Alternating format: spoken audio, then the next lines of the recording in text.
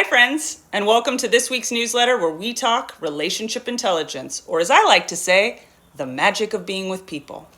So I want to start with the truth that applies to literally everyone.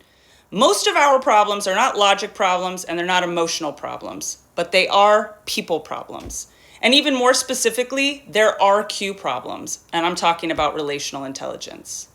So RQ is your ability to understand what's actually happening between you and another human being.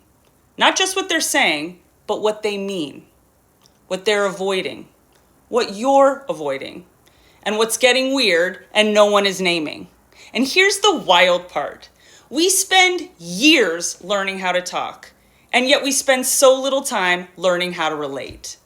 So then what does RQ look like if you're putting in the reps? Well, I want you to think for a moment about a relationship where something felt off. This could be with a friend, a partner, a coworker. If you have low RQ, that's going to say, whatever, it's probably nothing. And then you might proceed to act very passive-aggressive for 2 to 3 days.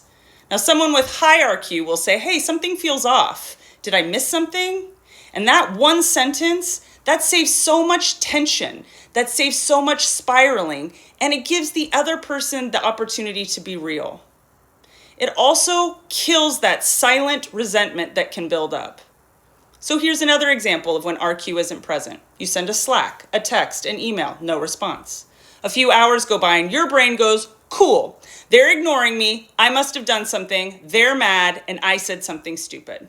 So then what do you want to do? Well, you can shut down, you can get weirdly distant, or you can come in hot with this energy that makes no sense to the other person. And meanwhile, they were just busy. They were just living their lives, existing. But now the interaction is off, not because of reality, but because of the story you created. That is low RQ.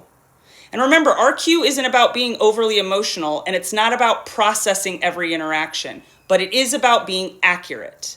Accurate about what you're feeling and what they might be feeling, and where both of you might be making things up. Because here's the real deal. Most conflict isn't caused by what actually happened. It's caused by what we assumed, or what we didn't say, or how we couldn't show up after the chaos. Now, high RQ humans do things a few differently. They check the story before reacting. Is that true, or is that just my interpretation?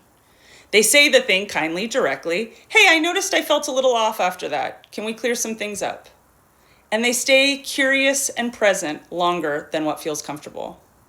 Because at the end of the day, your life is built on relationships, not just romantic or professional ones, all of them. And when your RQ is low, everything is going to get harder than it needs to be.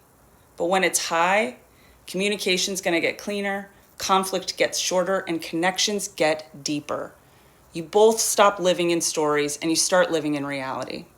So to practice RQ in your life, I want you to click on the link below. You get to download a free resource that has some RQ frameworks for you to try on for size. We know this work is hard, but we also know it's the most important work. So stay tuned. Next time we're coming in hot with some SQ information, but for now, I see you.